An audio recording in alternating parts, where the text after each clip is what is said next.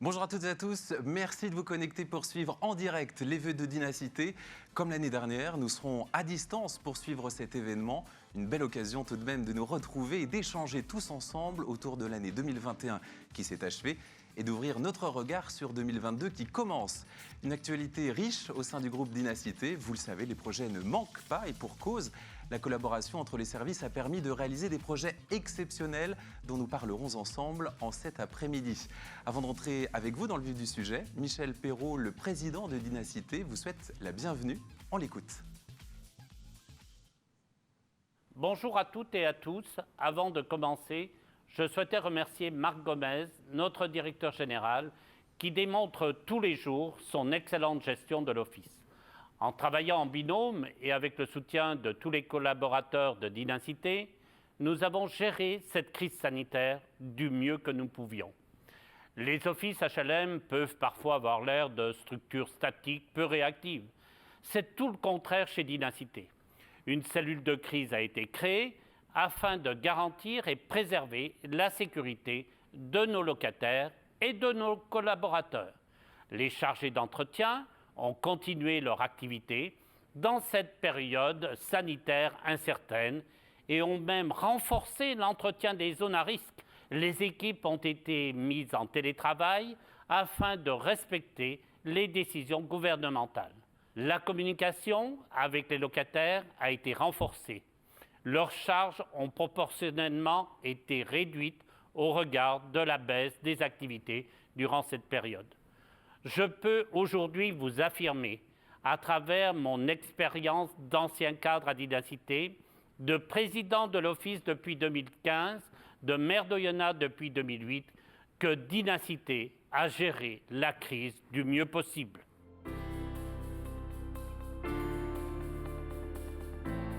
Il est plus que positif. De très grands projets sont en cours. Je pense notamment au programme de rénovation urbaine comme sur Oyonnax, Rieux-la-Pape et Bélignat. Au total, c'est plus de 1900 logements qui seront rénovés. 384 logements démolis, 335 nouveaux logements, ce sont des chiffres hallucinants. Mais l'Office n'est pas en reste sur les autres sujets. Des rénovations, des constructions, des démolitions ont lieu partout comme à Ambérieu, Gex, Meximieux, la métropole lyonnaise et bien d'autres endroits encore. L'Office possède aujourd'hui plus de 28 000 logements, plus de 60 000 habitants et ne cesse de grandir et évoluer malgré les difficultés liées à la crise sanitaire. La gestion est saine, maîtrisée et ambitieuse. Je le vois prometteur. Notre société évolue sans cesse. Mais les derniers événements ont été un tournant dans nos vies et dans le monde entier. Accompagné par le directeur général Marc Gomez, avec qui je fais un duo de choc, nous travaillons main dans la main pour que notre office évolue. Nous cherchons à repousser les frontières de notre territoire, à amener de nouvelles perspectives dans la stratégie de l'habitat, à être en adéquation avec l'évolution de notre société, en poussant l'approche numérique pour les usagers et les collaborateurs, afin de les aider au maximum de prendre en main toutes ces évolutions. C'est pour cela que je finirai en citant Raymond Barre, qui disait « Un avenir, cela se veut, un avenir, cela se façonne. » Et nous savons que nous ferons tout pour faire évoluer Dynacité. Je vous souhaite une très belle et bonne année 2022. Voilà le mot du président pour vous souhaiter effectivement la bienvenue. Alors je me dirige vers vous, Marc Gomez. Merci de nous accueillir dans ce hall magnifique du siège de Dynacité qu'on transforme toujours avec grand plaisir en plateau télé. Et donc ma première question pour vous et pour ce début d'année, comment allez-vous ? Bien, merci beaucoup de vous en soucier.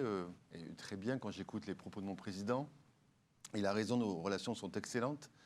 C'est un homme très engagé, passionné d'aménagement, de bâtiments, de territoire. Et les projets ne manquent pas, il est très entrepreneur dans tous les sujets. L'idée pour moi, c'est vraiment aussi aujourd'hui de pouvoir le remercier. Nous sommes dans notre 8e année ensemble et nous transformons Dynacité grâce à mon président, grâce à mon conseil d'administration. Et je salue la présence de Clotilde Fournier, vice-présidente du conseil départemental au logement, à l'habitat, à l'insertion et l'emploi. Et sa présence est précieuse. Et merci beaucoup, Clotilde, d'être là. Je vais bien après cette période Covid qui n'arrête pas de s'étirer. On a tous été Covidés, cas contact, les enfants gérés, ce n'est jamais simple. Pour autant, on est résilient, on est présent, on est solidaires les uns des autres et bienveillants, avec ce souci néanmoins que l'entreprise continue à travailler, à offrir ses services à nos habitants. Donc on en est ravis. Ravis aussi de cette stratégie 2018-2022 qui se termine, non pas sur le fait qu'elle se termine, mais plutôt sur le fait que nous avons tenu nos engagements que nous avons pris devant le conseil d'administration. Ces engagements étaient notamment la création d'une filiale de logement intermédiaire Maïli, première opération réalisée et déjà livrée en décembre 2021. Autre sujet de satisfaction, c'est notre création de plateforme de marque avec cette capacité que nous avons maintenant de travailler dans cette dynamique de groupe Dynacité et de venir, le cas échéant, plugger des filiales comme Maïli et d'autres. Et on pourra en parler également dans le cadre de ce propos introductif. Ravi également de tout le travail qui a été mené par Fanny et par tous ses contributeurs sur notre projet de certification ISO 9001 version 2015, où le bout de ce travail devrait se décliner par une belle réussite, si tout va bien, en juin 2022. Donc là aussi, engagement tenu. Et rappeler également que j'ai déjà très hâte de réfléchir avec mon président, mon conseil d'administration, mes collaborateurs, cadres et non cadres, à notre projet de stratégie 2023-2026, donc un nouveau cycle de 4 ans qui va s'écrire, et j'ai déjà hâte d'y être. Alors, Marc Gomez, est-ce que vous pouvez nous parler, vous l'avez cité, des projets de filiales qui vont avoir lieu? Est-ce que vous pouvez nous en dire un petit peu plus? Alors, un peu, oui. Peut-être vous dire qu'en conseil d'administration 2021, nous avons déjà validé avec les administrateurs, que je salue pour leur engagement fort au niveau de l'entreprise, validé la création d'une filiale d'habitat spécifique avec une ambition et une cible très précise qui correspond aux besoins du territoire, du département et infradépartemental. C'est l'habitat inclusif et le logement des seniors, sur des structures très adaptées, mais je vous en dirai plus tard. Delphine en aura quelques mots, puisque nous sommes déjà très engagés sur l'inclusif dans les tables rondes qui vont se dérouler. Projet très intéressant et qui montre aussi combien Dynacité est engagée au-delà de sa mission, je dirais, construire et gérer. Ma dernière question, pour savoir en fait ce qui anime votre réflexion en ce moment et pour l'année 2022 qui arrive et peut-être même plus loin. Alors c'est de continuer à transformer Dynacité. J'ai mis en emploi avec tous les collaborateurs, le conseil d'administration et le président depuis 2015. C'est important puisqu'on est dans un écosystème qui est bousculé, qui change. Il est important de garder cette capacité à se transformer. Pour autant, sans jamais renier notre mission, notre raison d'être, loger le plus grand nombre selon leurs besoins, leur parcours de vie, leurs attentes et aussi par rapport aux besoins des territoires. Ça, pour moi, c'est non négociable. Rappeler également qu'on est très engagé sur cette volonté de s'impliquer sur le défi climatique. Prochainement, vous aurez, je pense, un petit livret sur un carnet de notes sur le défi climatique, la contribution que Dynacité veut y porter. Nous avons envie d'être contributeurs sur les enjeux de COP26. Nous avons envie de travailler davantage encore sur le biosourcé. Une première opération déjà ciblée sur Trévoux, magnifique. J'ai envie de davantage innover sur toutes les transitions énergétiques, les solutions énergétiques, comment récupérer ces pertes fatales et être plus efficient dans l'acte de construire, dans l'acte de loger, dans l'acte de réhabiliter. Donc de nombreux projets. Le projet également de marque employeur, Sandrine en parlera tout à l'heure, un projet complet, innovant, systémique. J'ai hâte aussi de ce travail qui est déjà foisonnant d'idées et d'envie de mes collaborateurs et qui sera piloté par le service des directions des ressources humaines. Rappeler également que défendre notre raison d'être, garder le sens, c'est essentiel. Je pense qu'on vit aujourd'hui une société qui manque de nuances. Et c'est important de nuancer quelquefois des propos qui sont trop confidentiels ou pas partagés, mais qui prennent trop de place. Je crois qu'il est important de nuancer. Et aujourd'hui, quand je vois tous mes collaborateurs engagés pour ces tables rondes qui vont nous raconter leurs envies, leur métier, leur dur travail. C'est une très belle nuance. En langage immobilier, je dirais, je préfère bâtir que démolir. En langage de relations humaines, je préfère ceux qui félicitent, ceux qui encouragent, ceux qui sont bienveillants que ceux qui divisent ou qui critiquent. Et je pense qu'il faut qu'on soit tous vigilants à bien nuancer et à préserver notre identité, notre sens en interne et en externe, parce que ce sont des valeurs et une éthique qui sont fragiles, précieuses, et qu'il faut vraiment veiller individuellement à être dépositaire de cette identité qui m'est chère, qui fait que je me lève tous les matins. Et je crois que c'est un axe de motivation et d'appartenance à Dynacité qu'il faut préserver. Voilà. Et donc je suis fier de tout le travail qu'ont mené mes collaborateurs en 2021. Je suis fier de leur présence aujourd'hui. Je suis fier d'être là aujourd'hui, malgré la crise sanitaire, et de travailler avec vous, Marc, et votre équipe, votre team de grande qualité, pour nous accompagner encore une fois. Donc c'est un bon moment qu'on va passer ensemble pendant 1h30. Et j'en suis ravi. Donc là aussi, des moments de bonheur, il faut savoir s'en saisir. Et dans ces petits bonheurs du quotidien, accorder de grands instants. Donc on va passer 1h30 ensemble. Ça va être délicieux. Voilà, j'ai vu quelques rushs et j'ai hâte de les voir en spectateur. Voilà. Donc merci beaucoup Marc et merci à tous mes collaborateurs. Merci à mon président Michel Perrault. Merci à mon conseil d'administration. Merci Clotilde d'être là. Et amusons-nous et faisons-nous du bien de voir ce bon travail qui a été réalisé pendant une année. Et on est très heureux de le partager avec, je ne dirais pas le monde entier, mais si on le partage avec la France entière via les réseaux sociaux, j'en suis ravi. Donc belle dégustation. Merci beaucoup Marc pour votre témoignage. Vous allez rester avec nous durant toute cette cérémonie des vœux et on vous retrouve évidemment à l'issue de cette cérémonie. Alors les vœux de Dynacité, ce sont aussi la traditionnelle remise des médailles du travail. Alors si nous sommes à distance, nous avons néanmoins toujours à cœur de mettre à l'honneur les médaillés du travail. C'est une tradition lors de cette cérémonie. C'est une belle occasion de les remercier et de récompenser leur ancienneté et leur engagement de service et de qualité des initiatives prises lors de leur mission. 3 médaillés que nous sommes allés rencontrer, on regarde. Ma chère Christelle, après un cursus universitaire et des formations de management, Christelle intègre Pizza Pie Pardieu en tant qu'adjointe de direction. Salut Christelle. Oups, Salut, excusez-moi. Est-ce que tu aurais du Colson ou est-ce qu'on peut en commander en urgence, s'il te plaît? J'ai les Colson et après, selon l'usage, j'ai Ah, aussi du ruban adhésif double face. Prendre le Colson, ouais. Ouais, Allez, ok. merci Ça marche. beaucoup, Bonne passe une journée. très bon après-midi. Bye. Au revoir. Je reprends. Les circonstances de la vie conduisent Christelle à Amberieu-en-Bugey, où elle dépose un seul et unique CV à la poste qui la rappelle dans la foulée. Après 1 an dans cette entreprise, elle apprend qu'un poste est vacant chez l'office HLM d'Amberieu Habitat. Et comme à son habitude, Bonjour Christelle, excuse-moi. Salut Fanny. Est-ce que tu aurais un tournevis à me prêter, s'il te plaît? Je dois monter un meuble assez urgemment. Oui, un tournevis. J'ai le petit format. Et puis sinon, la borne clé au cas où et les multi-embouts. Ok, super, merci, bonne De journée. rien. Bonne journée, salut. Désolée. bref, en 2003, vous apprenez donc par hasard qu'un poste est vacant à l'office HLM d'Amberieu. Comme à son habitude, elle passe un coup de fil. Elle est rappelée l'après-midi pour un entretien immédiat et intègre l'office peu après. Un peu plus d'1 décennie plus tard, on lui annonce la fusion d'Amberieu Habitat et de Dynacité. Et là, C'est le drame. le drame. Christelle, qui à l'époque vivait en Isère, ne souhaitait pas. Bonjour Christelle, bonjour Damien. Salut Manon. Je suis désolée de te déranger, est-ce que tu aurais un tampon 43-13 s'il te plaît? À 3 dates 49-13, j'ai donné le dernier hier. J'en ai plus en stock, je te commande ça. Ok, bah pas de souci, je repasserai demain. Je te remercie en tout cas. De rien. Bonne journée. Salut. Bonne journée. Je reprends. Une nouvelle fois. Bref, elle ne voulait pas s'installer sur Bourg.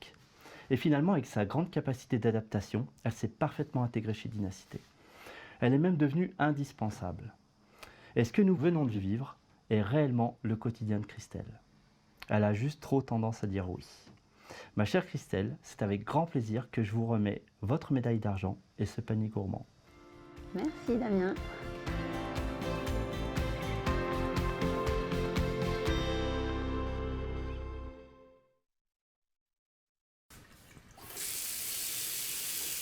Florence, j'ai complètement oublié.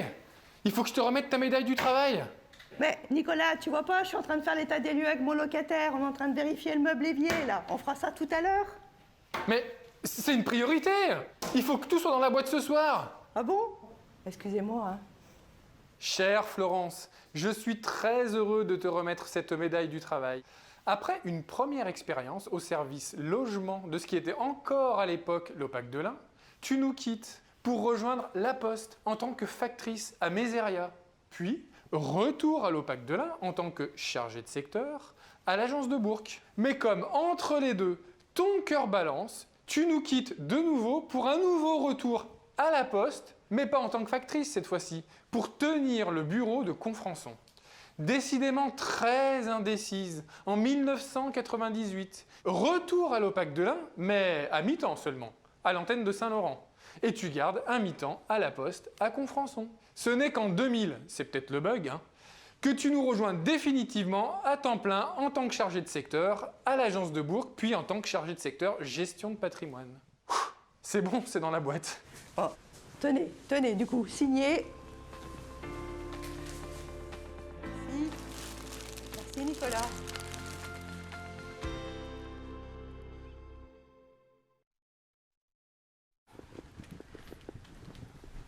Ah, Catherine. Ah, oui, 2 petites minutes, je reviens, j'ai un truc urgent et j'arrive.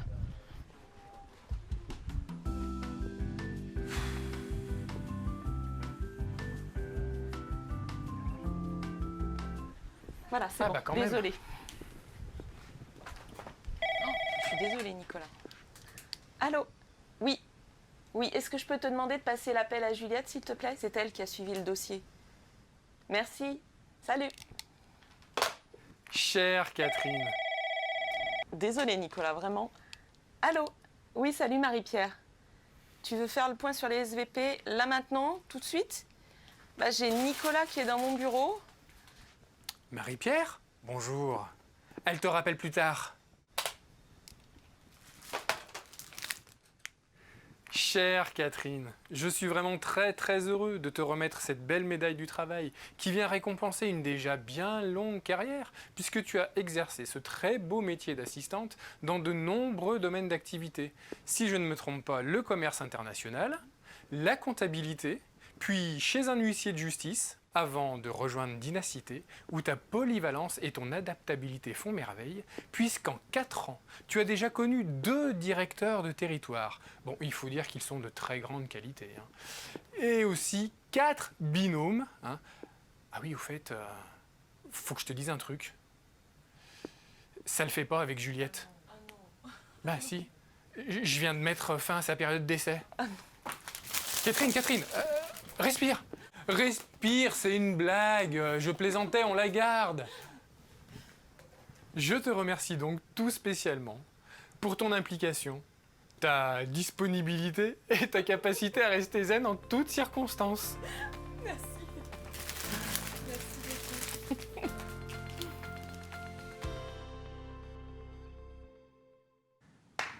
Voilà, on peut les applaudir bien fort. Bravo à tous les 3. Alors vous le savez, derrière l'actualité de Dynacité se trouve l'engagement et le travail de tous les collaborateurs du groupe. Rappelons que Dynacité, c'est 586 collaborateurs engagés dans plus de 80 métiers différents. Un engagement collaboratif quotidien qui est devenu une évidence au sein du groupe, particulièrement ces derniers mois, et qui montre toute l'importance du travailler ensemble pour réussir des projets d'envergure. Alors pour mieux comprendre comment s'articule ce travail collaboratif et partir à la découverte de ceux qui sont derrière les projets, nous vous proposons 3 tables rondes qui illustrent parfaitement les ambitions de Dynacité et le travail de tous ses collaborateurs. Voici la première de cet après-midi. Et pour m'accompagner et répondre à nos questions autour de cette thématique, être acteur du mieux habité, j'accueille donc à mes côtés Thomas Poncet, Ophélie Gacon, mais également François-Emmanuel Ferrand et Jérôme Tisserand. Merci à tous les 4 d'être à mes côtés. Être acteur du mieux habité, c'est faire en sorte que chacun soit bien chez soi, car habiter son logement, ce doit être avant tout de se sentir bien et de trouver du confort. Nous vous parlons régulièrement des opérations de rénovation portées par Dynacité. Vous le savez, le groupe investit continuellement et de manière très importante en faveur de la réhabilitation du patrimoine d'accueil. D'ailleurs, je vous propose de regarder ensemble le clap de fin du projet de rénovation Verchères. On se retrouve juste après pour en parler avec nos invités.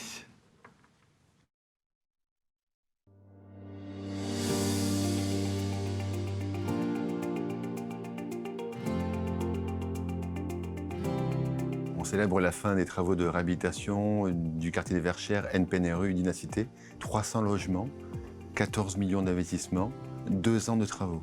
C'est des logements des années 70, vieillissants, peu de confort en termes d'énergie, d'équipement, un quartier qui s'était patiné, voire usé sur certains côtés, qui avait besoin de respirer, de retrouver des lieux d'échange. Nous avions travaillé sur les extérieurs, les façades, les terrasses, les menuiseries. Il est resté après à travailler sur la cellule logement.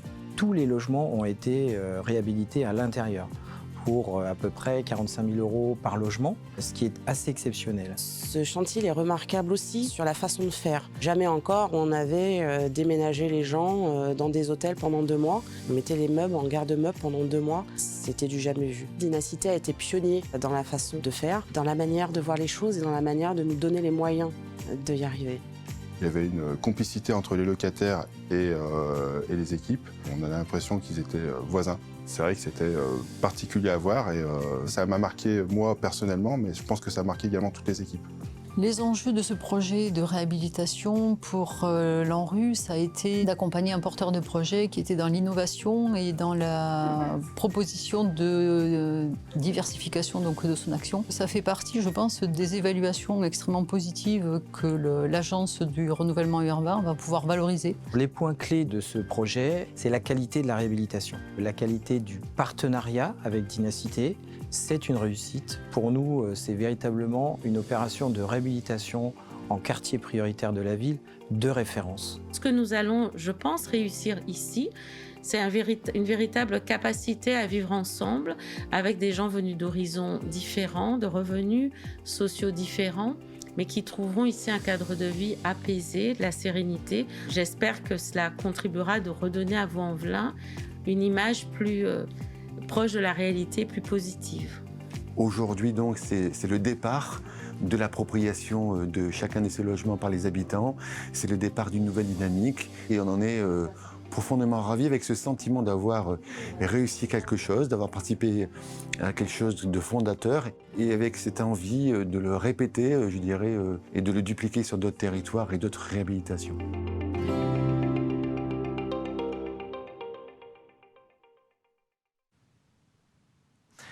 Voilà, on vient de voir le clap de fin de la réhabilitation de Verchères. Pour rappel, c'est 14 millions d'euros qui ont été investis pour cette rénovation des intérieurs de 309 logements en site occupé, réalisés en 2 ans au lieu de 3 initialement prévus. C'était une performance pour une réhabilitation attendue.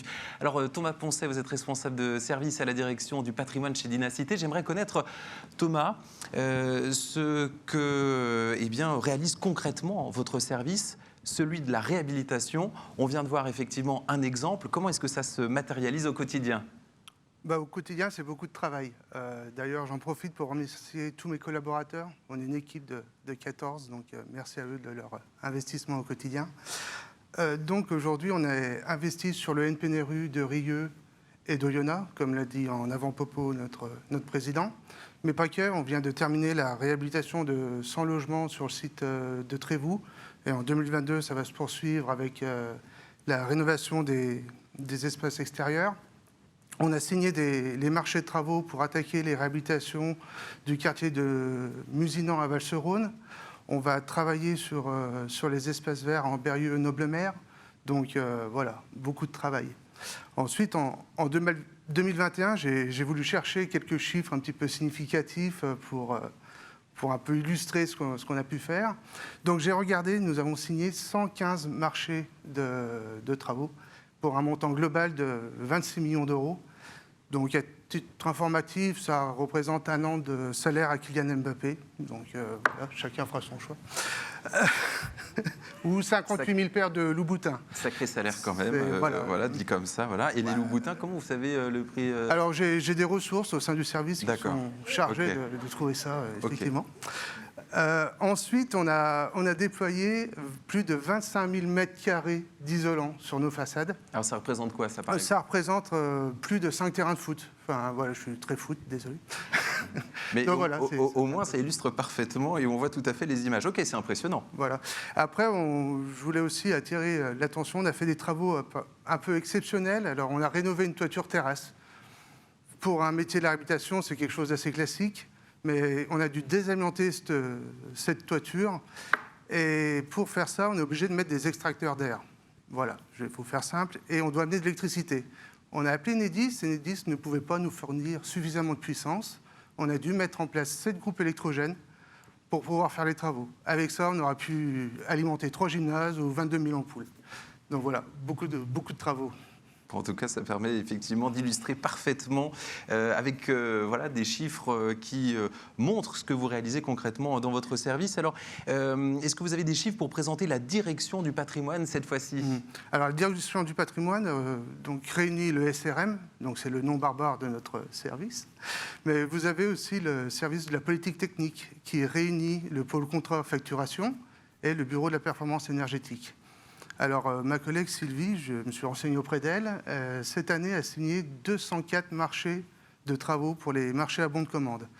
Ça parle peut-être pas à grand monde, mais un marché à bon de commande, c'est ce qui permet aux territoires, aux agences de faire l'entretien courant des logements. Donc c'est un travail absolument colossal qui a été effectué en 2021. Ensuite, on a mes collègues du bureau de la performance énergétique qui, eux, ont rénové plus de 10 chaufferies au global et changé 260 chaudières. Et enfin, je voudrais aussi souligner le travail d'une collaboratrice de l'Orpinetti qui a aujourd'hui remplacé plus de 32 ascenseurs. Et dans ces 32 ascenseurs, il y a du remplacement complet avec du changement de matériel. Et là, on est obligé d'assumer le portage de repas, l'aide, amener les courses aux gens qui habitent au 8e étage. Donc, voilà. Oui, c'est pas forcément évident à première vue. Quand on dit rénover, c'est aussi finalement continuer pour voilà, d'offrir un service de qualité pour les usagers. Et donc, ça veut dire penser à tout. Et donc, c'est ce que réalise votre service. Voilà, en tout cas, félicitations. Alors, Thomas, on parle effectivement de ce que vous réalisez au quotidien. 2022 arrive, c'est une nouvelle année qui nous tend les bras. Quels sont les projets en cours pour cette nouvelle année pour votre service ? Donc, comme je l'ai dit en avant-propos, on va poursuivre tout ce qui est projet de renouvellement urbain, donc Rieux-la-Pape, Oyonnax, Belligna, on a aussi Ambérieux, enfin voilà, pas mal de projets. On va démarrer la dernière tranche de la réhab thermique débutée en 2017, qui au global, on aura rénové près de 1500 logements pour un budget global de 30 millions d'euros. Donc il y a un travail colossal. Et on va attaquer, celle-là se terminera, mais on attaque une nouvelle phase de 950 logements pour un budget semblable. Là, c'est pour une durée de 5 ou 6 ans. Enfin, aujourd'hui, on a précalé tout ça avec les financeurs, notamment, qu'on verra après. On verra la synergie entre ces services juste après. On va rénover le foyer de personnes âgées à Polia. On va rénover aussi certaines agences, parce qu'on s'occupe aussi du patrimoine professionnel. On va acter la démolition du foyer historique Sonacotra sur Oyonnax, le foyer de la Bretouze, pour permettre à François de venir construire quelques logements. Donc voilà, beaucoup de travail encore en 2022. Merci beaucoup Thomas pour ce témoignage. On va l'applaudir s'il vous plaît. Alors tout ça...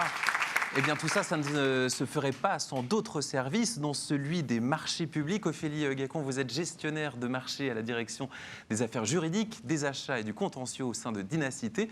Et donc, les marchés publics, c'est votre affaire, hein, c'est un rôle important et particulier. Est-ce que vous pouvez déjà nous expliquer votre métier en quelques mots ? Oui, bien sûr. Alors, c'est vrai que quand on parle de marché public, c'est pas forcément très évocateur pour tout le monde. Les gens ont souvent l'habitude d'entendre parler d'appel d'offres. Pour vous situer un petit peu. Alors, pourquoi à Dynacité, on est soumis au marché public ? Tout simplement de par notre statut. En fait, en tant qu'office public de l'habitat, le législateur nous a confié un rôle économique à jouer. Et donc, nous devons, pour tous les achats que nous avons à passer, mettre en concurrence les entreprises. Alors, on entend par achat aussi bien tout ce qui va être fourniture de bureaux, de logiciels, de mobilier, tout ce qui est travaux, également toutes nos prestations de services qu'on va commander. Et donc pour ça, clairement, on ne peut pas aller dans la papeterie du coin, aller acheter nos fournitures bureau parce que c'est pratique, c'est à côté. On ne va pas non plus pouvoir aller signer le devis avec l'entreprise de maçonnerie qui se trouve sur le chantier à côté de là où on veut construire. Non, aujourd'hui, concrètement, comment on doit fonctionner ? On doit définir notre besoin. Il faut qu'on vienne décrire de manière assez précise ce qu'on souhaite acheter. Tout ça est retranscrit dans un cahier des charges et à partir de ce cahier des charges, on va publier un avis pour porter à la connaissance de nos opérateurs économiques ce que l'on recherche à acheter. Et donc, on va se retrouver en quelque sorte dans une démarche achat qui est un petit peu inversée. Ce sont les prestataires économiques qui vont nous faire une proposition financière et technique au regard du besoin qu'on aura décrit et non pas nous qui allons aller à la recherche d'un prestataire pour l'achat qu'on veut passer.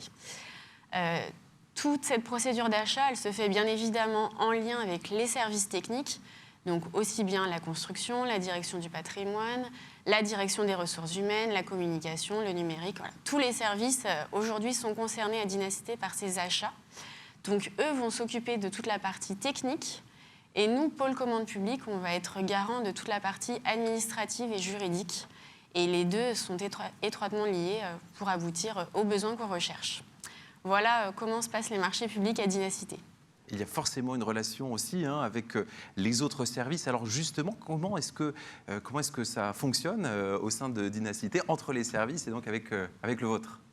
Alors, comme je disais, c'est avant tout un travail collaboratif. Bon, faut admettre que la collaboration est toujours facilitée par quelques chocobons. Bon. Bien évidemment, ceci est optionnel, mais je dois avouer que la direction du patrimoine a une fâcheuse tendance à en user un petit peu. J'en ai entendu parler, effectivement, pour vaguement. Pour améliorer, en tout cas, peut-être le temps de réponse, c'est ça? Par exemple. Regardez, il en a un dans la poche. Comme quoi, c'est pas une légende. Celui-là, par contre, a pris un petit peu chaud. Oui, il n'est pas très bien. Bref, l'objectif, bien évidemment, c'est toujours de répondre aux besoins de nos techniciens, qui sont, eux, utilisateurs des marchés, et du coup, de venir les garantir dans l'exécution des marchés qu'ils ont à passer. Du coup, pour ça, on a une grande partie échange sur la phase rédactionnelle des marchés, déjà pour définir les objectifs qui sont recherchés, et puis pour essayer d'envisager les problèmes d'exécution qui peuvent se poser, et même pour venir pallier à des problèmes d'exécution qui se sont posés sur d'anciens marchés. Le but est de venir mettre en corrélation leurs objectifs et puis avec les clauses de notre marché, bien sûr en respectant la réglementation qui s'impose à nous. Voilà, donc on a un réel travail collaboratif qui se met en place donc, sur cette partie rédactionnelle et on la retrouve aussi sur la phase d'exécution des marchés puisqu'on vient aussi en appui des techniciens en cas de défaillance d'entreprise. Alors, Ophélie, vous allez peut-être nous parler de quelques chiffres significatifs, maintenant qu'on a pris l'habitude avec votre collègue, pour encore mieux cerner votre travail. Oui. Alors, Thomas a évoqué déjà quelques chiffres de marché. Pour vous donner un ordre d'idée, sur 2021, c'est une centaine de consultations qui ont été lancées pour environ 450 marchés signés sur l'année. Voilà. Eh bien, parfait. Merci pour ces réponses. J'avais préparé aussi des chocobons. Voilà, si vous êtes sage et que cette première table ronde se passe bien, je les sortirai avec grand plaisir. Alors, Dynacité, ce n'est pas seulement des programmes de réhabilitation, mais c'est également la production de nouveaux logements. Focus sur un magnifique projet de 165 logements en cours de construction. Je vous laisse découvrir le projet Gex Charpac.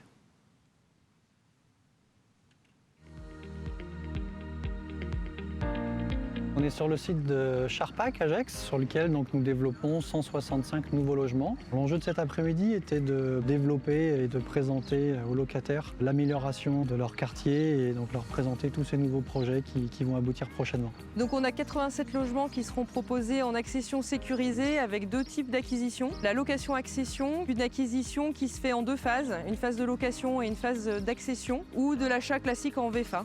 On va lancer la commercialisation au printemps, en avril-mai 2022, et les travaux vont démarrer à l'automne et devraient durer à peu près entre 4 et 5 ans pour la totalité des programmes. Les grands axes du projet, c'est recréer un morceau de ville en s'appuyant sur l'existant, en créant une pièce urbaine au goût du jour, en termes d'environnement bien sûr, en termes d'échelle urbaine et en termes de qualité d'usage. Au préalable, on a eu des travaux d'aménagement qui ont permis de créer une voirie nouvelle, des zones piétonnes nouvelles, des aires de jeu. Ce qui est important pour Dynacité, c'est d'avoir des logements de qualité et un cadre de vie agréable et amélioré par ce nouveau projet. c'est toujours une recherche de bonnes orientations, de bonne organisation des logements et surtout une volonté d'avoir également des espaces de circulation et des espaces communs de qualité. Une des caractéristiques de ce projet, c'est qu'on a des grands balcons, des grandes loggias et une des volontés aussi affichées dès le départ, c'est d'avoir une performance énergétique supérieure à la réglementation, d'où une labellisation NF Habitat environnement avec un label le plus C- qui nous amène au niveau de la future réglementation thermique. Ce qui a motivé ce projet, c'est améliorer le cadre de vie des habitants existants et puis aussi des nouveaux arrivants dans les bâtiments neufs.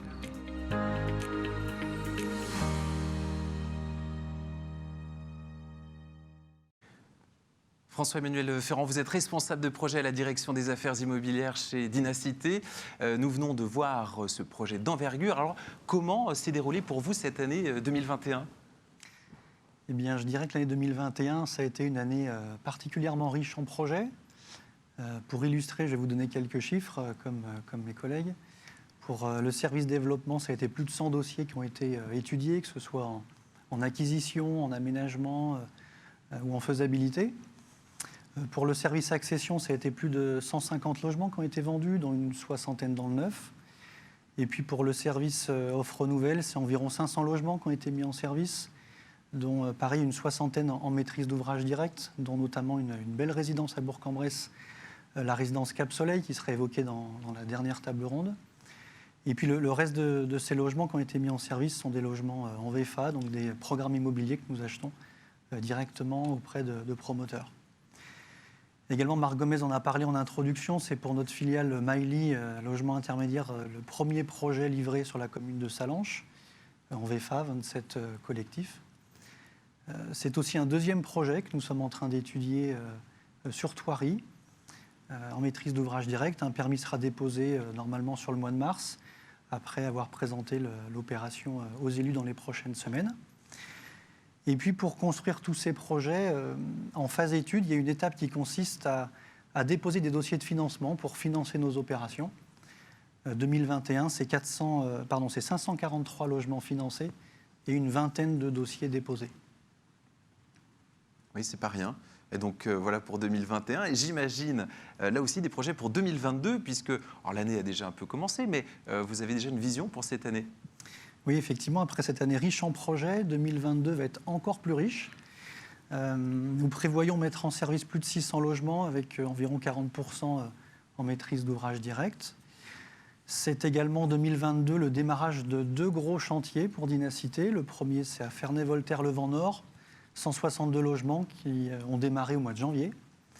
Tout à l'heure, on a vu l'acte 1 de Gex-Charpac. D'ici la fin de l'année, nous verrons tous l'acte 2 avec le démarrage de la construction des 165 logements. Au-delà de ces gros chantiers, Dynacité s'est aussi développé de plus petites opérations de l'ordre de 5 à 15 logements. Pour être plus réactif sur ces sujets, nous allons lancer prochainement un accord cadre maîtrise d'œuvre. Et puis 2022, ça va être un engagement encore plus marqué pour l'environnement, avec notre premier projet passif sur la commune de Trévoux. Et puis d'autres projets, Thomas l'évoquait tout à l'heure, à Oyonnax-Bretouze, où on va labelliser une opération qui se voudra particulièrement performante avec des matériaux biosourcés. On souhaite aussi réutiliser les fondations de ce bâtiment existant. On n'est ici que sur des échantillons de projets qui vont voir le jour. Donc je vous invite tous à rester connectés sur notre site Dynacité pour voir tout ce qui va se passer au cours de l'année. Alors François-Emmanuel, on a parlé de chiffres également avec vous. Qu'est-ce qui se cache concrètement derrière ces chiffres ?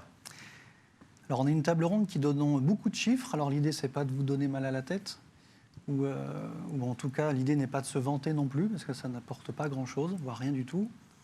Mais c'est plutôt de ne pas oublier le pourquoi nous construisons. Ça a été dit en introduction, nous construisons pour loger les gens qui en ont le plus besoin, les personnes qui en ont le plus besoin. D'où l'importance de se poser différentes questions quand on développe des projets immobiliers. Est-ce qu'à mon échelle, je contribue à ce que nos futurs clients se sentent bien dans ce programme ?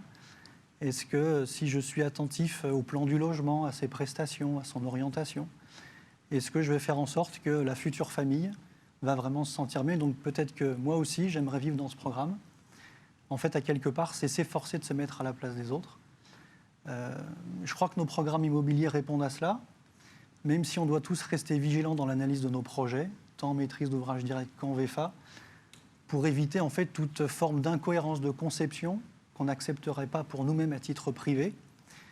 Et je tiens ici à préciser que j'apprécie particulièrement travailler avec des équipes de maîtrise d'œuvre qui ne sont pas dans des postures ou des gestes architecturaux ou avec qui on ne peut pas discuter, mais qui sont plutôt des équipes avec qui on peut travailler facilement, qui nous écoutent, qui comprennent nos difficultés, qui comprennent nos problématiques et qui nous aident ensemble à trouver des solutions. Et puis le deuxième et dernier point que je souhaite mettre en avant, c'est qu'au vu de tous ces dossiers que nous allons développer, je pense qu'on n'arrivera pas à les sortir avec la qualité que nous attendons s'il n'y a pas d'écoute et de dialogue. D'où ce proverbe important, c'est dans la multitude des échanges que les projets se réalisent. Mieux écouter, mieux dialoguer, mieux comprendre, je crois qu'on peut tous s'améliorer, moi le premier. Et je tiens ici particulièrement à remercier Nathalie Caron, la directrice de la communication, et son équipe, qui nous accompagnent régulièrement pour mieux nous aider, mieux présenter nos affaires, tant en interne qu'en externe. Merci aussi évidemment à tous les services de l'entreprise, et puis particulièrement ceux qui sont à cette table ronde, parce que c'est grâce à tous ces échanges que l'on peut voir aboutir tous ces beaux projets au service des territoires. Voilà, on comprend mieux l'importance notamment de cette synergie. Merci pour votre témoignage, François-Emmanuel. Une multitude d'échanges entre services, notamment avec vous, Jérôme Tisserand. Vous êtes responsable de service à la direction financière et comptable. Vous êtes un homme de chiffres et pour faire simple, sans vous, on ne démarre pas un projet. C'est vous qui en définissez la structure financière. Voilà qui permet de camper en quelques mots votre mission ô combien importante. Alors, est-ce que vous pouvez nous décrire les interactions entre les différents services, peut-être ceux déjà que l'on a découverts, et puis d'autres aussi. Bonjour. Bonjour. Oui, les interactions, elles sont vraiment nombreuses. Bon, on fait partie d'une direction support, et c'est la définition même du service ou de la direction support, d'être en appui aux autres directions. On travaille énormément avec la direction du patrimoine et la direction des affaires immobilières. C'est notre, on dira, main dans la main. On travaille également, bien sûr, avec d'autres directions. La direction de la clientèle, les territoires, la DAJAC. Je ne veux pas faire une liste de tout ce qu'on propose comme appui, mais pour en citer quelques-uns, on les appuie sur le volet fiscal, notamment de leurs opérations. Le volet fiscal, c'est un peu la bête noire des techniciens, comme on les nomme. C'est vrai que c'est un peu particulier, cette fiscalité dans le logement social. Je vous avoue que même nous, il faut s'y pencher à deux fois pour comprendre tout ça. C'est changeant, évolution tous les ans on gagne. On cherche, alors ils construisent et ils réhabilitent. Il faut bien payer les entreprises, évidemment, donc on recherche surtout les financements pour payer ces entreprises. Donc on essaye d'optimiser ces financements, donc en allant chercher le maximum de subventions possible. Il y en a de moins en moins, je ne vais pas vous le cacher. On est plus passé sur l'emprunt. Désormais, les dossiers d'emprunt sont relativement compliqués à monter. Néanmoins, on n'a pas trop le choix. On fait appel à des appels à projets spécifiques également. Je pense à Action Cœur de Ville, dont le financement d'Action Logement très fort nous a permis notamment de réaliser une très belle opération à Maria Gérald à 2 pas d'ici, Cap Soleil, il en parlait tout à l'heure, François. Elle sera présentée dans l'atelier numéro 3 tout à l'heure. On a répondu également à un appel à projet spécifique qui là émane du gouvernement dans le cadre du plan de relance. Ça s'appelle les fonds friches. Nous avons été lauréats sur 2 opérations. Tout dernièrement, une opération de 12 logements à Gex-Bellevue, l'acquisition-amélioration. C'est un ancien hôtel, donc 1 million d'euros quand même de subventions. Et puis à Trévoux, la démolition de l'ex-foyer Fétan qui donnera lieu à une construction spécifique. François en parlait également, avec du passif. Là, 150 000 euros du coup qu'on est allé chercher. Madame la préfète était sur place la semaine dernière, justement, jeudi dernier, pour présenter cet appel à projet. Que dire d'autre? On réalise aussi des études financières. Donc celles-ci, elles sont importantes. On ne se contente pas de 28 000 logements à Dynacité, on continue de se développer. C'est le service développement aménagement de Pauline qui est en lien avec les promoteurs, avec les élus, avec des propriétaires. Ils sont en charge d'amener des affaires. Quand l'affaire est suffisamment mature, à nous, direction financière, de jouer pour bâtir une étude financière, comme on appelle. D'un côté, on va mettre les loyers prévisionnels, de l'autre côté, toutes les charges. Donc la charge principale étant l'annuité d'emprunt. On y ajoute bien sûr l'entretien courant, les frais de gestion, les différentes taxes, etc. Et ça nous donne tout bêtement un plus, un moins, un résultat annuel. Et ce résultat, on le fait sur longue durée. C'est le modèle du logement social français qui est sur longue durée. Et du coup, ces études servent au comité de pilotage patrimonial pour dire eh bien, écoutez, l'opération, elle nous intéresse, elle est viable financièrement, on y va, ou alors non, elle ne nous intéresse pas, pour d'autres critères également. Ou alors, ce qui se fait souvent, c'est oui, pas mal, mais on retravaille l'étude. Donc voilà, à nous de retravailler ça.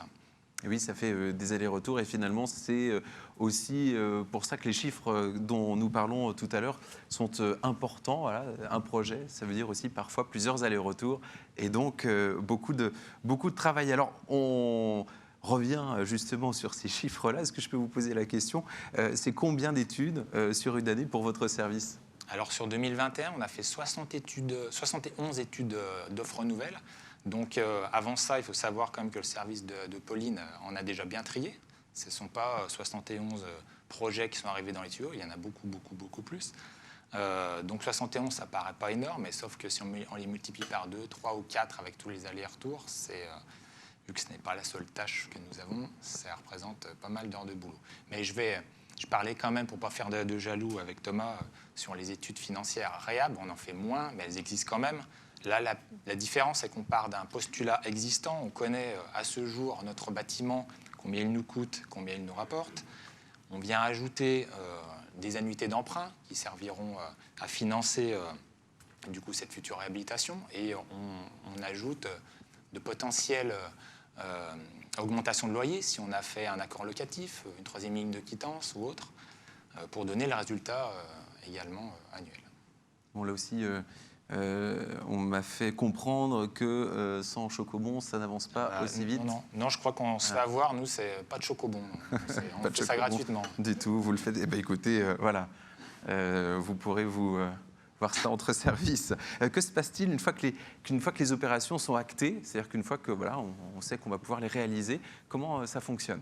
Alors, deux choses principales. Dans le neuf, on fait une programmation. Donc, François, on a parlé tout à l'heure. On propose en fait aux DDT ou aux délégataires des aides à la pierre une programmation, une opération à tel endroit qu'ils valideront ou pas. On déposera des agréments pour avoir cette validation et construire ces logements. Et que ce soit dans le neuf ou en REHAB, on crée des numéros de programme. Pourquoi? Principalement pour réaliser une comptabilité par programme. On doit savoir à tout moment combien l'opération nous a coûté et comment est-ce qu'elle a été financée, en fonds propres, en emprunt, en subvention. Et bien sûr, on doit être équilibré au centime.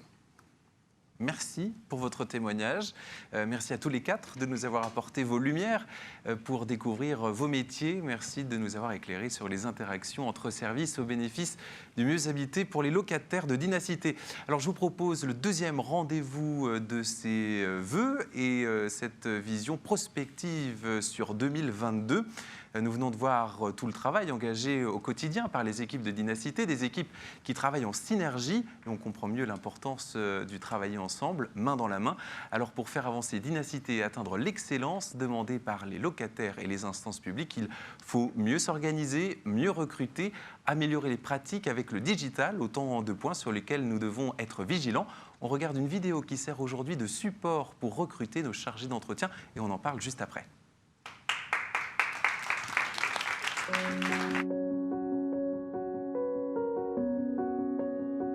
Bonjour, je m'appelle Miloud Benabria, je suis agent d'entretien à Dynacité depuis 3 ans à Vanvelin.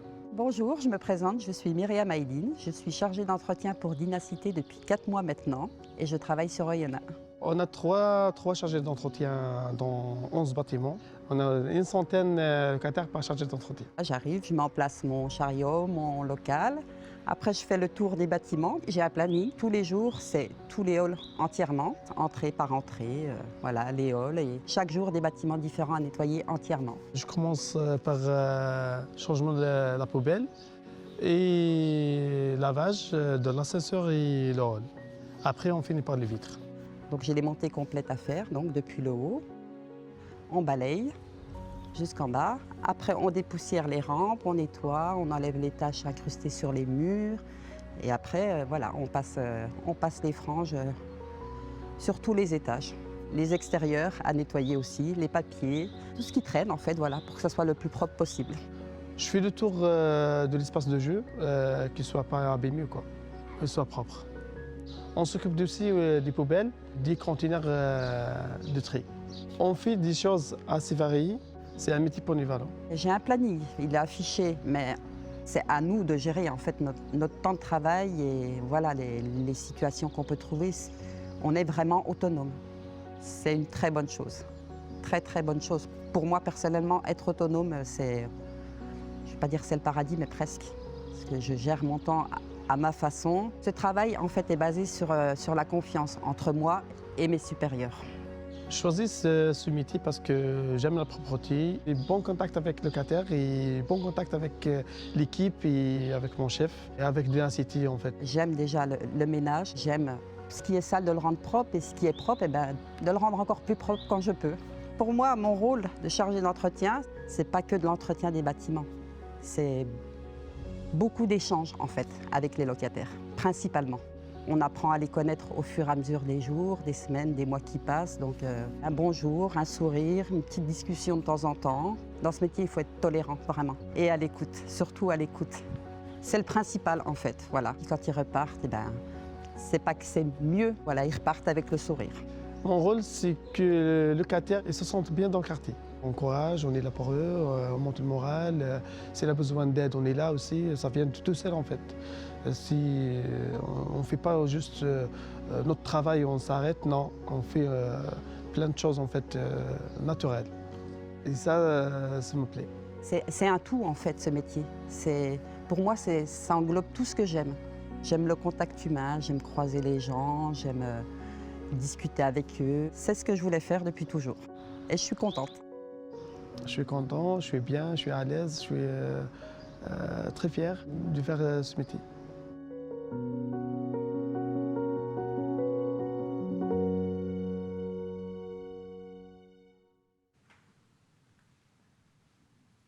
Voilà ces deux témoignages et pour m'accompagner et répondre à nos questions autour de cette deuxième thématique et de cette deuxième table ronde, faire évoluer nos pratiques, j'accueille Sandrine Grenier, responsable de service prospective RH à la direction des ressources humaines, Fanny Mercier, responsable qualité, et Xavier Heyer, responsable pôle proximité sur les territoires Ambérieu, Bugey et Isère. Alors Sandrine Grenier, parlons recrutement. Nous venons de voir cette vidéo, on l'a dit, les besoins et les envies évoluent. Les attentes des candidats n'ont-elles pas évolué ces derniers temps et peut-être, qu'est-ce qui a évolué justement ? Oui, tout à fait. Ça fait déjà quelques années que nous avons remarqué ces changements qui se sont amorcés, mais ils se sont quand même renforcés avec la crise sanitaire que nous avons traversée. Aujourd'hui, les candidats, et pas que, nos collaborateurs également, recherchent du sens dans leur travail. Et vous l'avez vu, nous en avons à Dynacité, mais c'est également une recherche d'être pris en compte dans leur individualité, tout en étant au sein d'un collectif. Mais c'est vrai que désormais, les candidats cherchent des missions qui les mettent en valeur, qui ont vraiment du sens pour eux. Ils cherchent à partager la vision de l'entreprise. Donc c'est tous ces aspects-là que nous devons prendre en compte. Ils ont besoin également de retrouver un certain équilibre personnel, le fameux équilibre vie pro, vie perso. Ils souhaitent de l'autonomie, un certain soutien de leur hiérarchie, une écoute et réellement une attention particulière à leurs besoins personnels.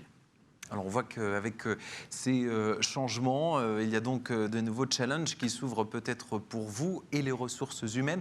Justement, ces challenges, ce seraient lesquels pour cette année 2022, mais finalement pour les années à venir ?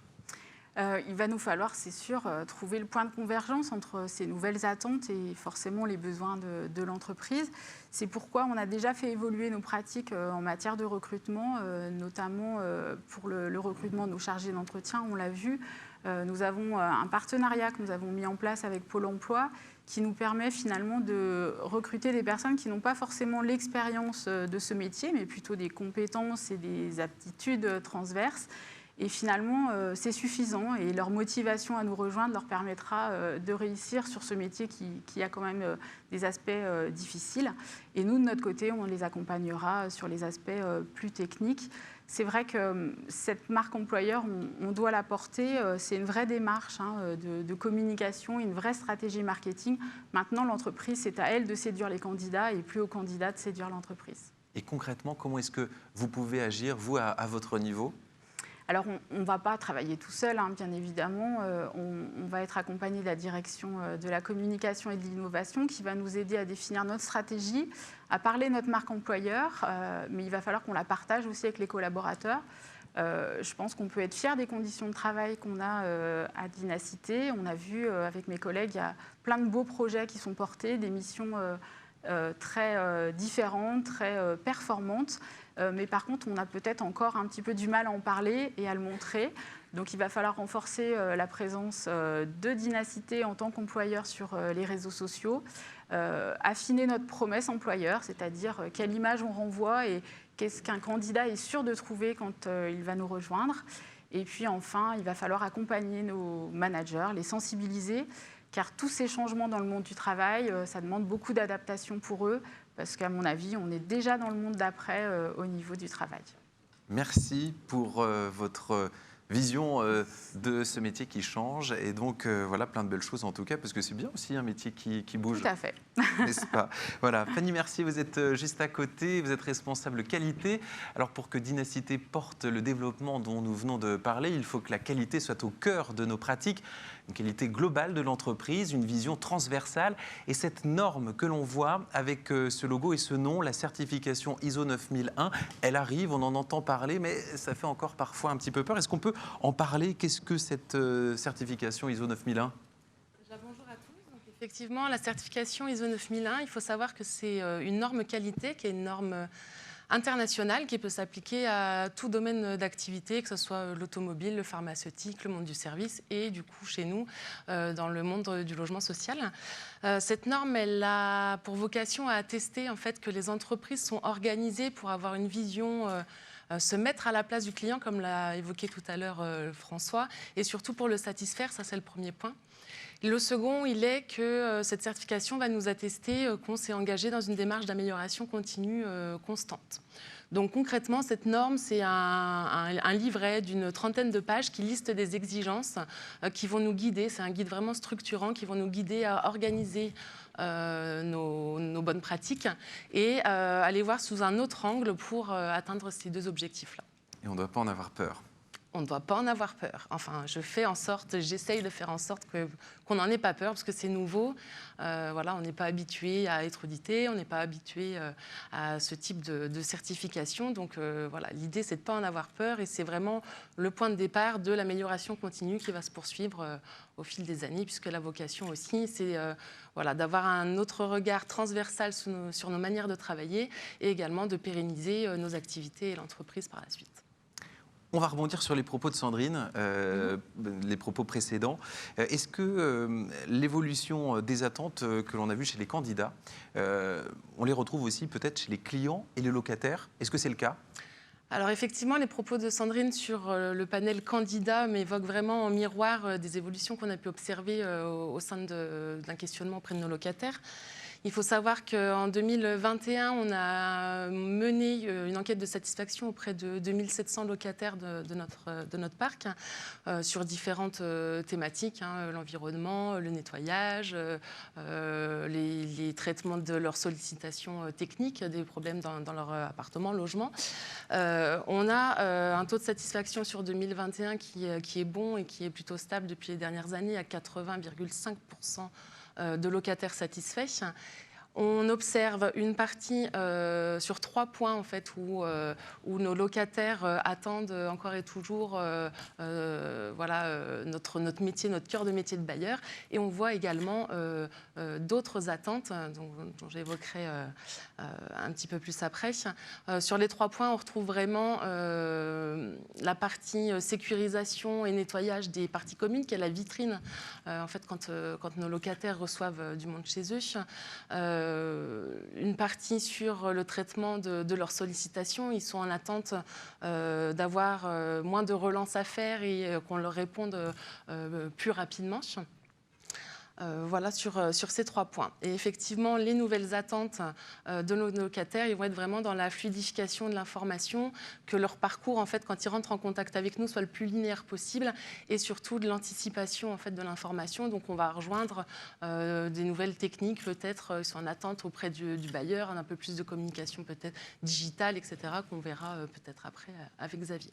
Alors, vous êtes réfréné pour ne pas tout nous dire sur les attentes des clients et locataires. C'est le moment, en fait, de les aborder. Quelles sont ces attentes-là, justement, plus concrètement, peut-être ? Alors concrètement, si on prend sur notre métier de base, on va être sur le fonctionnement des équipements du logement, la robinetterie, la plomberie, la VMC. On va avoir aussi des attentes fortes sur la sécurisation des halls des bâtiments. On va retrouver les ascenseurs, les portes digicode, les éclairages également.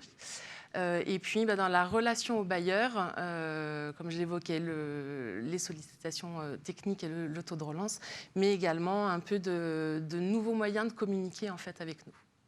Merci pour ce témoignage et votre éclairage. Je vais me tourner vers Xavier Heyer. Vous êtes responsable pôle proximité sur les territoires Ambérieu, Bugey et Isère. Ces besoins, ces changements dans les attentes des usagers, des locataires, vous les ressentez, vous, sur le terrain? Comment ça se passe? Bonjour, oui, tout à fait.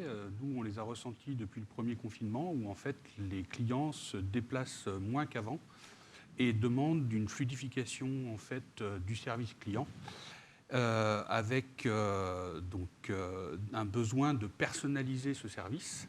Donc la digitalisation et la fluidification du service client est une première étape à cette réponse et à cette nouvelle attente.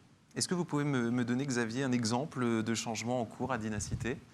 Avec l'appui de la direction du numérique, nous avons mis en place un callbot, donc un répondeur électronique sur l'agence, donc sur le territoire d'Ambérieu.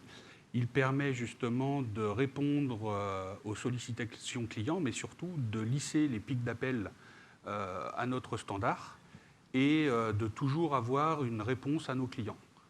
Et la phase qui va se mettre en route, ça va être de répondre justement à certains processus métiers comme la demande de logement qu'on est en train d'analyser.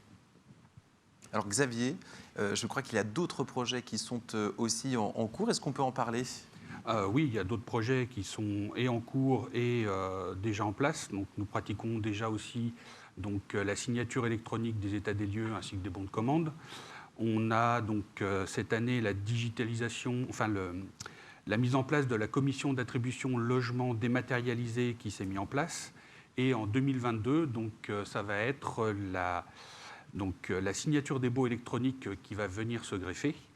L'année dernière, nous avons aussi, la direction du numérique a œuvré pour faciliter le règlement du loyer de nos locataires avec des modes de paiement innovants comme le QR code, le SMS, le paiement par Internet via notre appli mobile.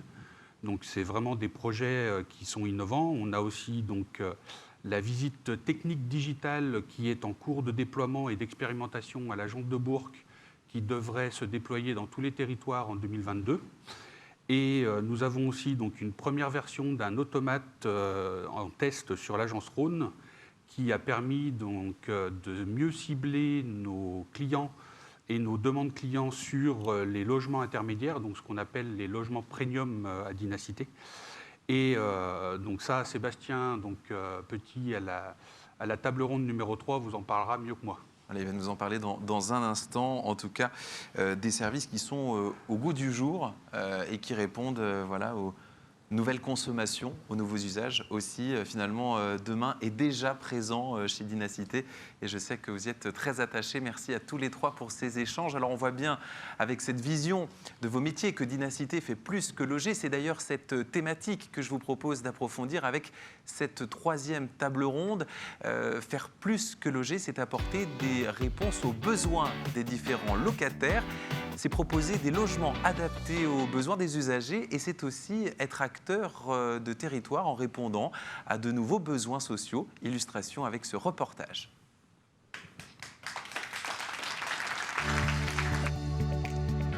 Ce soir, nous sommes à la soirée de clôture de la promotion 7 du parcours Chec'You. C'est un parcours sur 100 jours de remobilisation professionnelle. Se remobiliser face à l'emploi, c'est faire tomber les freins et toute l'autocensure qu'on a. Le fait de retrouver une équipe, de retrouver du monde. Et tout ça, c'est ce qu'on retravaille et ce qu'on se permet d'expérimenter pendant le parcours Chec'You pour ensuite lever toutes ces barrières et retourner plus facilement vers l'emploi. Au cours de ces 100 jours, les participants ont monté un projet sur un sujet d'intérêt général avec la posture entrepreneuriale. La promotion 7 a eu lieu en partenariat avec Dynacité. Nous avons donc exclusivement accueilli des locataires de Dynacité et principalement sur le territoire de Rieux et Vaux-en-Velin. Chez Dynacité, être acteur de territoire, c'est aussi aller un petit peu plus loin dans l'accompagnement et les services qu'on propose aux habitants. C'est-à-dire qu'on peut aussi les aider à étoffer leur réseau, trouver un emploi, d'où ce format innovant qui permet aussi de changer un petit peu les codes du retour et de l'accompagnement vers l'emploi. Et ça permet aussi de travailler sur des projets de vie. Donc on est assez satisfait de cette première édition et on a hâte d'assister au pitch ce soir. Je suis cette année marraine d'un binôme composé de Gina et Cindy qui portent un projet sur la thématique de l'alimentation saine pour tous. L'objectif justement, c'est de pouvoir consommer un peu plus de fruits et de légumes et de réduire la consommation de produits transformés, voire ultra transformés. Les grandes lignes de notre projet, justement, c'est de proposer un mini potager d'appartement adaptatif selon l'endroit où la clientèle a envie de la placer, soit sur le plan de travail, soit sur le frigo, et aussi le balcon, s'ils ont un balcon. Le programme leur a vraiment ouvert de vraies perspectives pour leur projet. Elles imaginent continuer éventuellement de mener ce projet à bien et donc peut-être d'entreprendre elles aussi. Là, pour le coup, on va continuer à creuser encore plus, donc affiner les détails. Et après ça, si on trouve des partenaires pour pouvoir nous financer le projet, donc on se lance et il n'y a pas à hésiter. J'ai vu vraiment leur comportement évoluer en termes de relations sociales, de posture, de confiance aussi. Je les sens quand même plus sereines maintenant qu'au début. J'en retire une expérience super positive. Ça m'a donné des ailes en fait. Et ça m'a permis en fait d'avoir un peu plus confiance en moi et de pouvoir justement me dépasser sans forcément me poser trop de questions, de pouvoir me projeter dans l'avenir. La promotion 7, c'était une promotion très dynamique, très joyeuse, dans laquelle beaucoup de projets se sont montés, souvent très proches des habitats des participants. Et on espère que certains projets vont continuer à vivre après le parcours. Ce que j'ai perçu des différentes personnes qui sont passées ce soir, ce sont des personnes avec des valeurs, avec du capital humain et surtout la nécessité justement de les mettre en valeur parce qu'aujourd'hui on recrute de plus en plus par les soft skills. Et ça correspond complètement aux suites de parcours qu'on veut réaliser avec Shaker et Dynacity. Moi, je suis ravie d'être là aujourd'hui parce que j'ai vu des gens bien dans leur tête qui avaient envie de faire des projets. On a bien senti qu'il y avait des liens qui s'étaient soudés entre eux et qui vont pas se lâcher. Les gens, finalement, se connaissent pas tant que ça alors qu'ils habitent à 2 pas. Et Chec'You a permis ces rencontres. Donc c'est incroyable. Je pense que là, déjà, on a gagné dans la relation, dans la création de liens sociaux et dans l'impulsion de ce projet.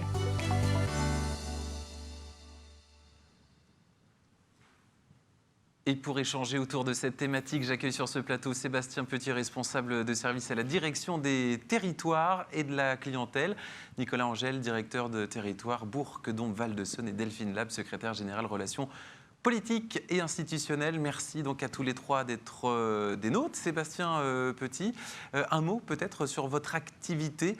Comment est-ce que ça se comment est-ce que ça se matérialise au quotidien? Quelle est votre activité à vous donc vous qui avez peut-être aussi un regard sur 2021 et 2022 qui débutent.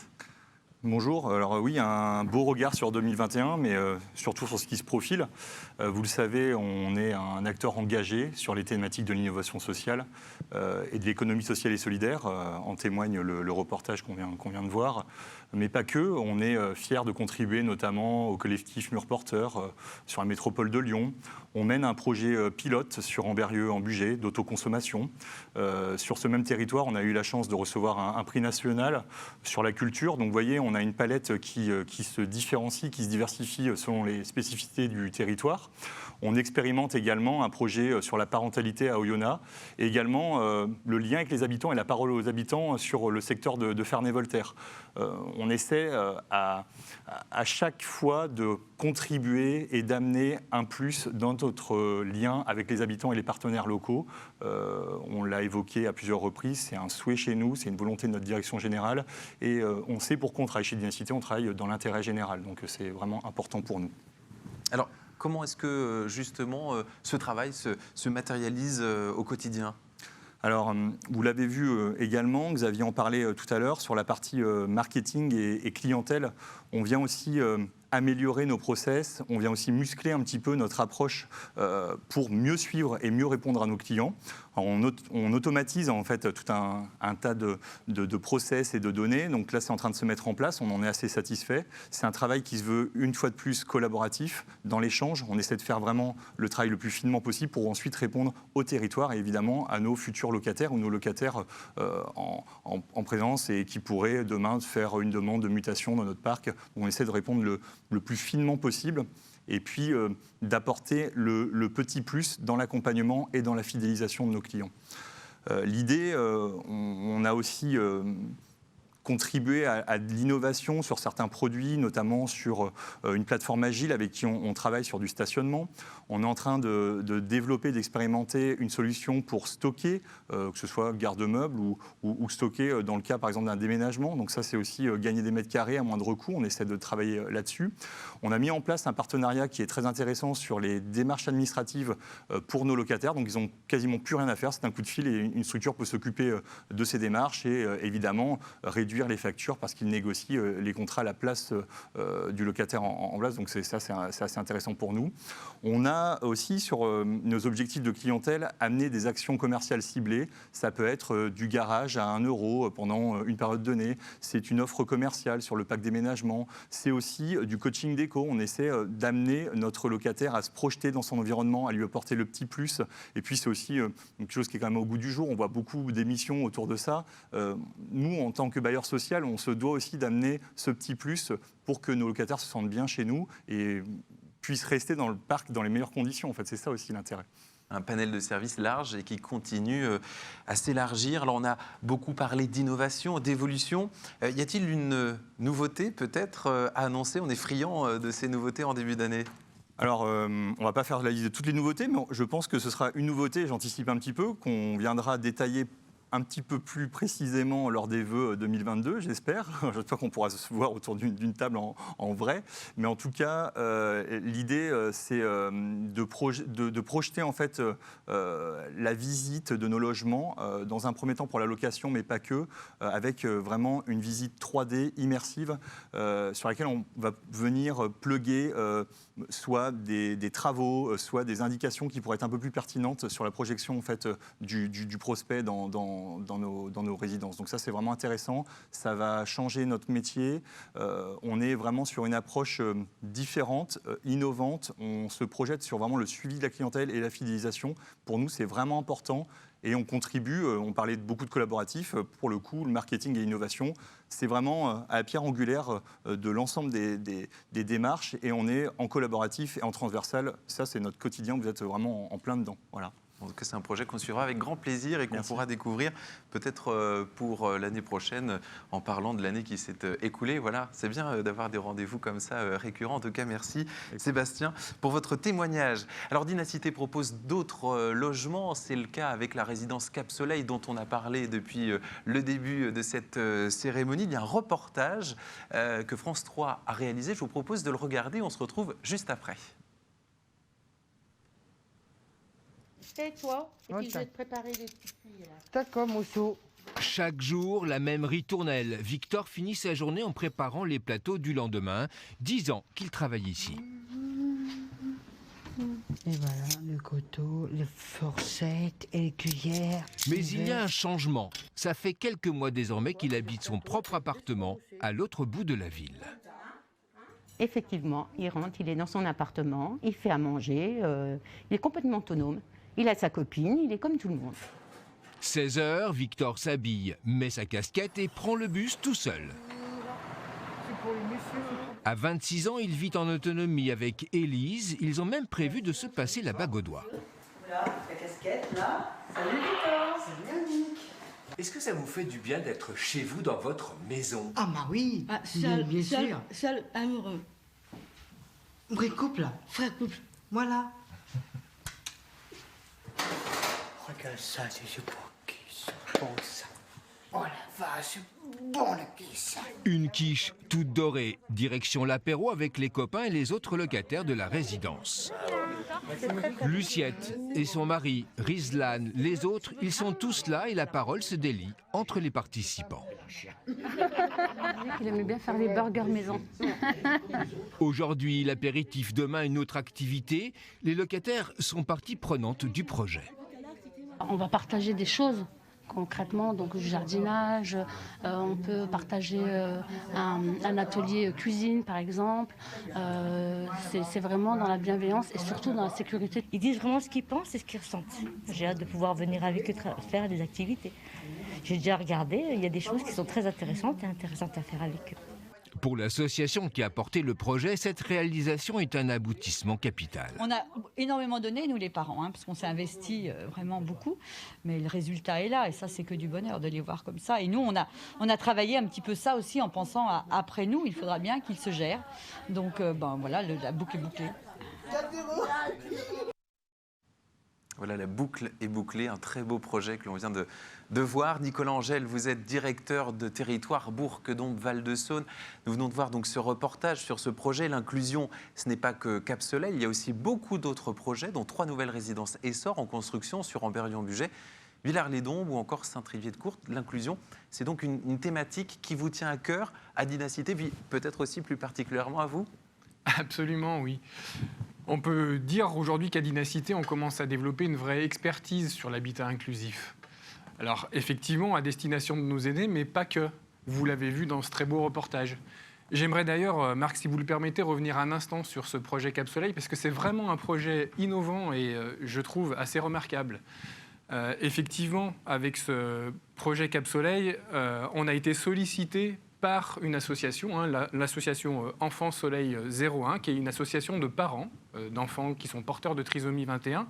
Cette association, il y a 4 ans, elle est allée voir tous les bailleurs du territoire pour construire, avec un bailleur, ensemble, une solution d'habitat pour leurs enfants. Et Dynacité a dit banco. Et effectivement, nous, on a très vite imaginé à quoi pouvait ressembler cette résidence parce qu'on a cette expérience de l'habitat inclusif, justement. Et on s'est servi de l'expérience Essor. Puisqu'effectivement, aujourd'hui, on trouve à Cap Soleil des logements pour des locataires qui ont une particularité, en l'occurrence ici, la trisomie, et puis des logements pour des locataires classiques du parc social. Mais la résidence Cap Soleil, ce n'est pas seulement mettre ensemble des gens différents, c'est un vrai projet de vie autour de l'habitat. Et l'expérience Essor, elle nous a aussi servi à rédiger une convention avec l'association, mais aussi et surtout une charte du bien vivre ensemble qui a été signée par tous les locataires, et à mettre en place aussi un processus particulier pour choisir ses locataires. Parce qu'être locataire à Cap Soleil, aujourd'hui, ce n'est pas être un locataire comme les autres. J'ai envie de dire, c'est être un voisin plus. Il faut être un voisin attentif aux autres, un voisin bienveillant, un voisin qui saura rendre un petit service de temps en temps, un voisin qui a envie d'aller à la rencontre des autres, quel qu'il soit, a envie d'échanger du temps, a envie de passer un peu du temps avec les autres habitants de la résidence. Donc, et ça marche en fait. Ça marche même très bien parce que, vous l'avez vu dans le reportage, on a déjà fait plusieurs événements sur cette résidence, notamment à l'occasion de l'avenue de Média. Et ça a permis à nos clients de se rencontrer, de commencer à discuter, à échanger, à commencer à créer du bien vivre ensemble. Et vraiment, on a des retours très, très positifs des locataires et on a des retours très positifs des parents des locataires porteurs de trisomie parce qu'ils nous disent à quel point leurs enfants sont fiers d'habiter dans cette résidence. Et ils nous disent à quel point ça les aide à grandir, à quel point aujourd'hui c'est un pas décisif vers l'autonomie. Puis c'est une expérience aussi particulière pour nous à Dynacité parce que quand on va dans cette résidence, on n'y voit que des sourires, de la joie, du bonheur. C'est vraiment chouette. Et j'ai envie de dire, avec cette résidence, Dynacité est vraiment au cœur de sa mission sociale. toutes les personnes chez nous qui ont travaillé sur ce projet ont été très impliquées. Ça me permet d'ailleurs de remercier tout particulièrement Guillaume, Pierre-Antoine, Nathalie et Nathalie. Elles se reconnaîtront toutes les deux. Voilà. Il y a beaucoup de Nathalie. Parce que, il y a beaucoup de Nathalie à Dynacité. Et voilà, je pense que pour nous tous, ça a été vraiment une très très belle expérience sur le plan humain. Alors justement, on a parlé de ces résidences Essor. Qu'est-ce qui se cache derrière ce mot pour comprendre voilà, cette définition? C'est quoi une résidence Essor? Alors, je ne vais pas vous définir l'acronyme, mais plutôt vous dire que Essor, c'est un appel à projet du département. Et en fait, là aussi, c'est un projet d'habitat inclusif, mais cette fois pour des personnes âgées qui sont en perte d'autonomie, on va dire, en perte de mobilité. J'ai envie de dire que c'est le chaînon manquant entre l'habitat autonome et puis la maison de retraite. Donc là aussi, on a des logements pour des locataires qui ont une particularité, là, liée à leur âge, pour qui on va construire des logements qui sont totalement adaptés à leurs besoins. Et puis on va avoir des logements pour des clients classiques du parc social. Là aussi, on trouve des logements distribués autour d'une salle commune qui est un lieu de vie, un lieu de rencontre, un lieu où on va partager un repas, un goûter ou tout simplement le plaisir de se rencontrer. Un lieu aussi où on va trouver des activités, puisque dans les projets Essor, on contractualise avec le département, avec la commune. Ça me permet d'ailleurs de souligner tout le travail des élus, parce que non seulement ils sont à l'initiative des projets, mais ils sont très impliqués au quotidien pour que ces résidences vivent bien. Et puis on contractualise aussi avec une association d'aide à la personne. On va avoir des résidents qui, effectivement, vont avoir de l'aide personnalisée parfois, parce qu'ils ont besoin d'une auxiliaire de vie. Mais aussi, ces associations d'aide à la personne, elles animent le collectif. Et toutes les semaines, elles organisent des activités. Alors, ça va être des activités autour de la psychomotricité, des activités cognitives, mais aussi, tout simplement, parfois, des activités de loisirs, des sorties. Donc, il y a vraiment de la vie dans ces résidences. Là, encore une fois, Dynacité est au cœur de sa mission sociale. Et même, j'ai envie de dire, pendant cette période de pandémie, ces résidences, elles ont pris tout leur sens. Parce que nos clients Essor, certainement, ils ont été bien moins isolés que d'autres personnes âgées pendant toute cette période. Alors, Nicolas, on voit effectivement toute l'importance de ces projets, de ces résidences. Est-ce qu'il y a d'autres projets dans les cartons ou peut-être déjà en cours de déploiement dont vous voudriez nous faire part aujourd'hui ? Oui, on pourrait parler aussi, dans la volonté de Dynacité, d'apporter des solutions d'habitat pour tous, de l'accueil de jour qu'on a construit pour des personnes qui sont atteintes de la maladie d'Alzheimer et qui se trouvent à Amberieu-en-Bugey. Et puis en ce moment, on travaille sur un projet très innovant aussi à Satonécan pour accueillir dans le futur des personnes qui sont cérébro-lésées. Voilà, là aussi des projets à suivre et on découvrira tout cela avec grand plaisir. Merci beaucoup Nicolas pour ces témoignages. Alors il existe un autre engagement fort chez Dynacité pour aider et loger les femmes victimes de violences. On regarde un reportage et on échange juste après.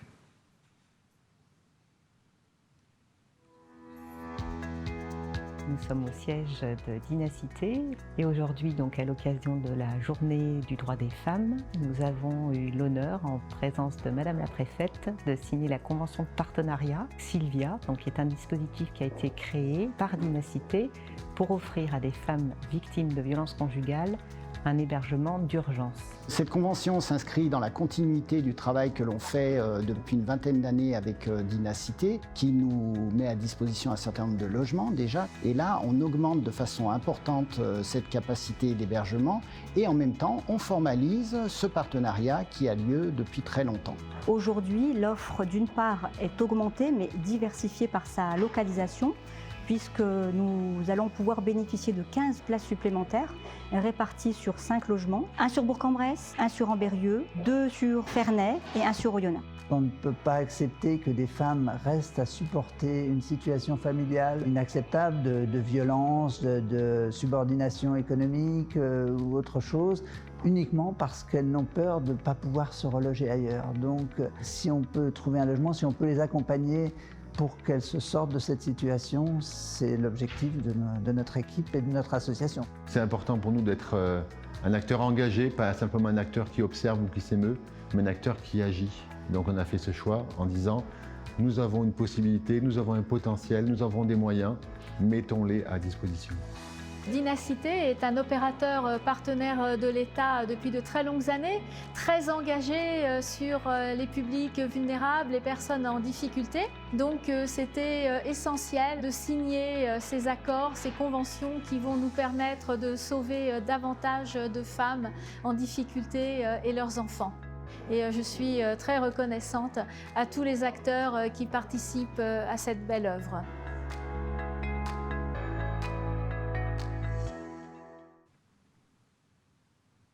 Voilà, là aussi, un beau projet que l'on peut applaudir d'ailleurs, si vous le voulez bien. Delphine Lab, vous êtes secrétaire générale aux relations politiques et institutionnelles. Alors, avez-vous une réaction par rapport à la vidéo que nous venons de voir? Là aussi, un projet, je le disais, très important et qui montre tout l'engagement de Dynacité. Oui, tout à fait. Alors, bonjour à tous.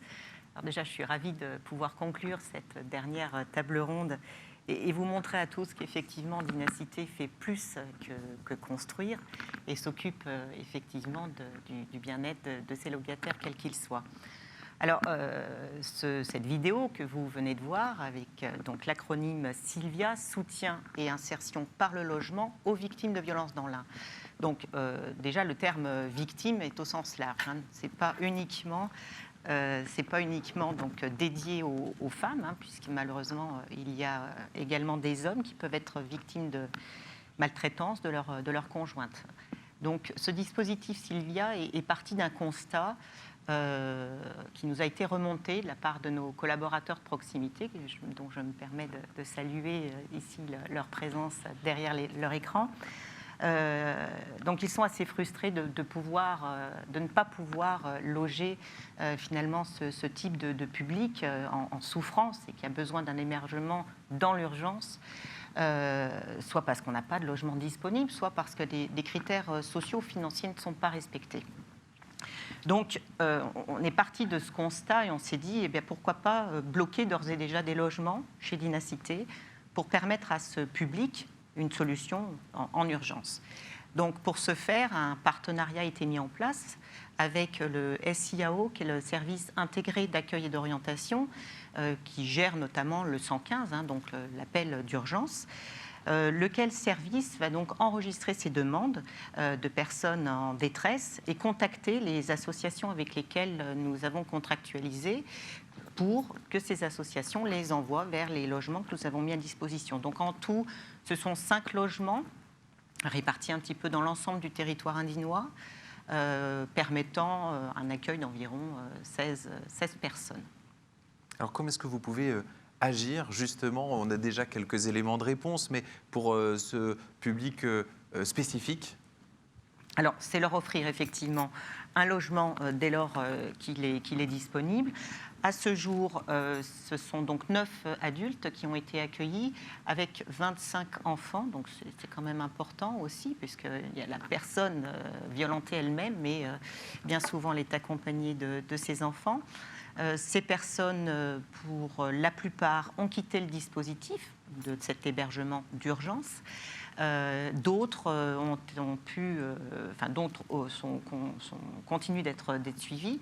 Les personnes qui ont quitté le dispositif ont pu bénéficier d'un autre logement chez Dynacité ou un autre bailleur, sont retournées vivre au domicile conjugal également, ou encore ont quitté le département pour d'autres raisons. Est-ce qu'il y a d'autres projets qui sont en cours et voilà, peut-être on peut lever le voile sur ces projets qui vont peut-être arriver en 2022 ou peut-être plus tard, mais là aussi vous avez quelques idées et quelques belles idées. Oui, tout à fait. Alors pour finir avec le dispositif femmes victimes de violences dédié aux personnes, nous avons pour réflexion, puisque malheureusement les besoins continuent d'être criants dans le département, de mettre à disposition alors cette fois des logements qui serviraient de sas entre les logements d'accueil d'urgence, qui, comme son nom l'indique, doivent être libérés pour pouvoir permettre d'accueillir d'autres personnes, et finalement le départ vers un logement autonome. Ce sera une espèce de logement SAS. Donc nos réflexions, effectivement, sont à améliorer pour étendre cette solution.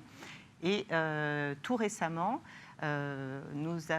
Dynacité a répondu à un appel à projet national, mais qui a été aussi traduit à l'échelon local, porté à la fois par la direction départementale de l'emploi, du travail et des solidarités, mais aussi l'association des bailleurs de l'Ain, qui est présidée par Marc Gomez.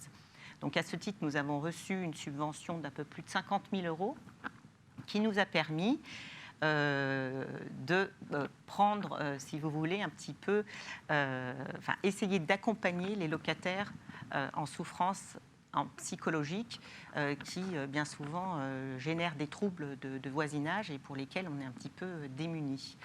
Donc, concrètement, ce dispositif, c'est, si vous voulez, donc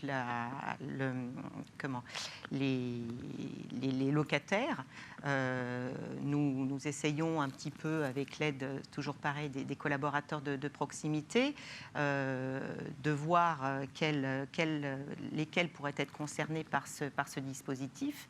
Et dans le respect de la réglementation sur les données personnelles, et je salue ici, je ne sais pas où elle est, notre Madame RGPD, Manon, nous avons communiqué, si vous voulez, ces noms des locataires à une association, laquelle, grâce à ce financement, a pu embaucher une infirmière psychiatrique dédiée à réaliser dans un premier temps un diagnostic de cette personne et dans un second temps un accompagnement avec les différents professionnels médico-sociaux qui travaillent donc dans le département de l'Ain. Donc voilà, c'est un projet qui commence à prendre de l'ampleur, puisque nous avons une vingtaine de locataires qui sont actuellement suivis et une quinzaine d'autres dossiers en cours d'instruction.